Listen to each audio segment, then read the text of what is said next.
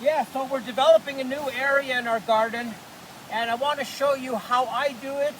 It's very effective. It works incredibly well. It is inexpensive. So if you're going to do an extension on your garden, or if you're going to create a new bed, whatever it may be, or you're starting a new garden, make sure to listen to this. So what we do is we physically, with the pitchfork, remove all the material that is not organic, meaning rocks or wire or whatever garbage is in the soil. So we do that first. I'm lucky that I have all this river sand, and this river sand has a little bit of a secret to it. It's got lots of chewed up organic matter in it. So it's like a gardener's dream, this stuff. So we put 30 wheelbarrows here. We're going to develop this area here. But I want to explain to you how we do it. We have a layer of our kitchen waste underneath here. We filled it up first. We did, I think, 6 or 7 wheelbarrows of kitchen scraps under here. Our objective is to raise the grade as well. We've raised this walkway, so we want to raise this area as well. Very important to us to get out of the river. So separating the rocks, getting some organic matter underneath your new soil. And then what I always do, which is really important, take your hands and really analyze this. You're saying to yourself, okay, it has a sandy component, a very high sandy component, but there also is an organic component to it that is in this material. So we have lots of this composted material from the trench composting, and we want to add these two together. And by doing that, we're creating a super soil. It is well drained. It has enough organic matter. There's all kinds of life in it already crawling around. So this is what you want to achieve, is you want to inject your new garden bed with soils that already have been operating, working, that are full of microorganisms that are working. You want to inject that into your new bed. You want to get your new bed jump-started by these organic beings that live inside your working soil.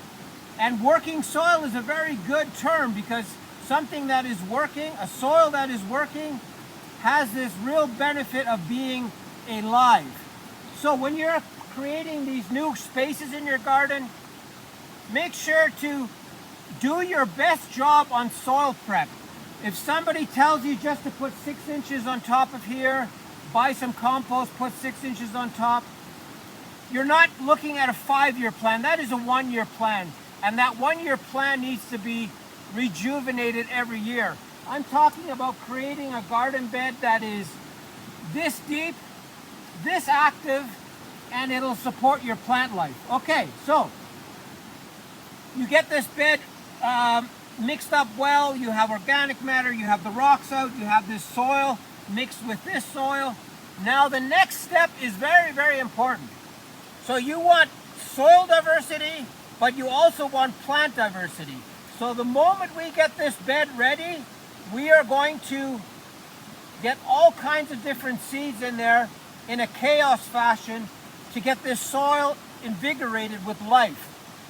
When you have something growing in your soil, it's way different than having bare soil.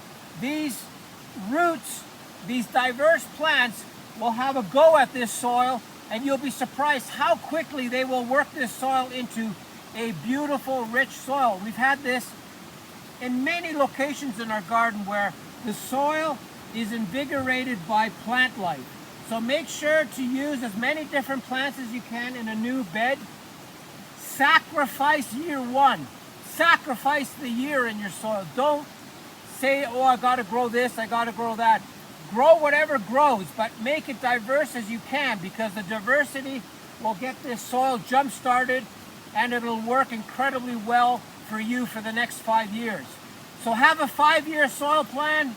Have a 5-year planting plan where you get everything constantly covered with diverse life, and your soil will work its magic and turn into a growing machine. That's how well that system works when you activate your soil with diverse materials, diverse components, sand, soil, loam, and also you have this incredible invigorated life growing in these beds, and you can't go wrong.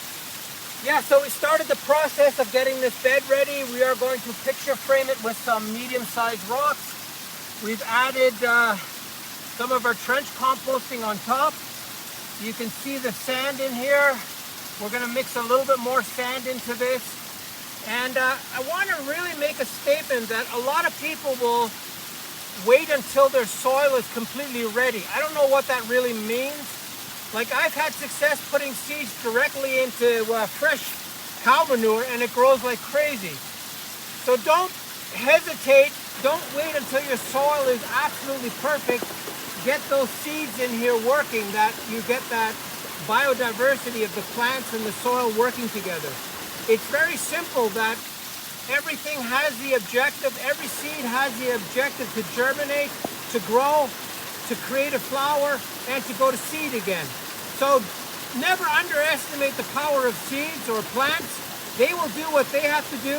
All you need to do is give them a jump start so they can get going, and they will grow for you, and they will make these soils that you offer them into something absolutely incredible. Everything will grow in this stuff.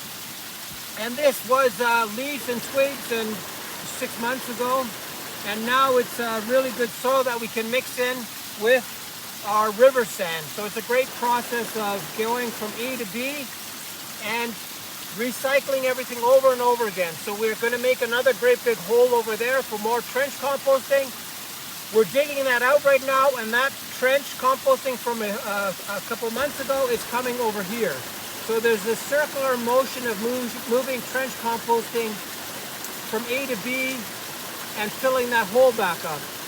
It only works if you have lots of green matter, and we're producing so much green matter, so we're sort of in a rhythm of continuously having great soil on this property. Yeah, so we always like to compartmentalize our new beds, meaning that I need to focus exactly on this area. We're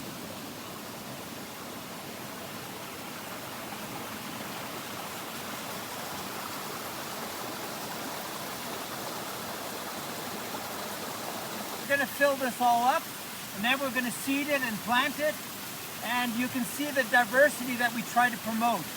We have so many different things in this soil underneath. We have so many materials that are different inside the topsoil itself.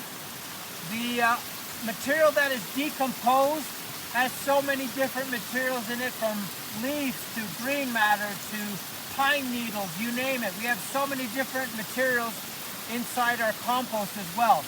So we really push this idea of diversity.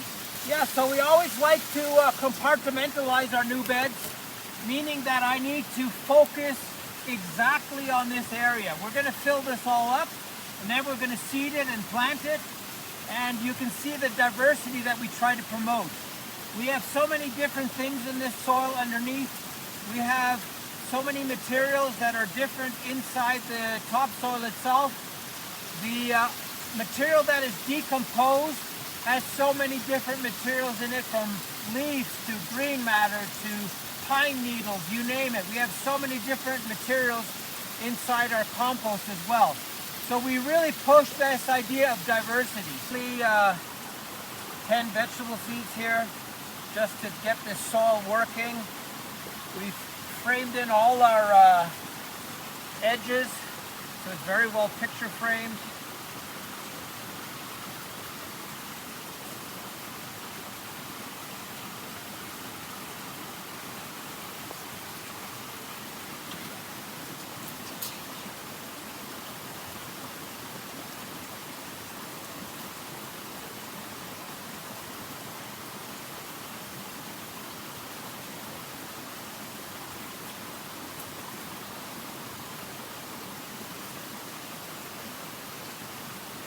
So that's how we do it. We basically will get the same results as if we planted rows and columns doing this. There's certain vegetables that will stand out, but what they do is they give us the green matter to compost again. They give us the energy to grow everything again.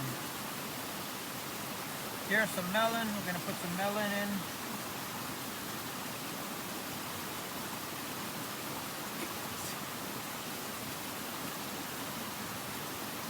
So anyways, you get the idea. We diversify this planting extensively, and this whole thing will be a solid green mat. And what happens is that diversity in the plant material, in the vegetable material, will get this soil active. It'll turn it into a living biosphere where everything is growing like crazy inside here. And it conditions the soil so well because you have so many different micronutrients working at the same time.